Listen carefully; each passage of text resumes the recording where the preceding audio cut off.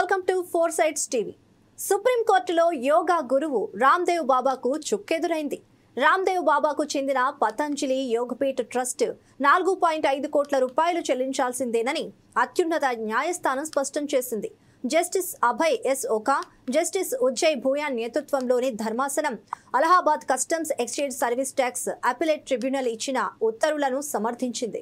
రామ్దేవ్ బాబాకు చెందిన యోగపీఠ ద్వారా యోగా క్యాంపులు నిర్వహిస్తుంటారు. 2006 మార్చి నుంచి 2011 వరకు నిర్వహించిన క్యాంపులతో 4.5 కోట్ల రూపాయల సేవా పన్ను విధించింది. అది సేవ కిందకు వస్తుందని, సేవా పన్ను చెల్లించాలని కస్టమ్స్ ఎక్స్చేంజ్ విభాగం అంటోంది. అది సేవా పన్ను కిందకు రాదని పతంజలి వాదిస్తోంది. మీరట్ కు చెందిన కస్టమ్స్ సెంట్రల్ ఎక్స్చేంజ్ కమిషనర్ ఉత్తర్వులిచ్చారు. దాంతో రామ్దేవ్ బాబా సర్వోన్నత న్యాయస్థానం సుప్రీంకోర్టును ఆశ్రయించారు. అక్కడ నిరాశ తప్పలేదు. ఆ 4.5 కోట్ల రూపాయలు చెల్లించాల్సిందేనని ధర్మాసనం స్పష్టం చేసింది.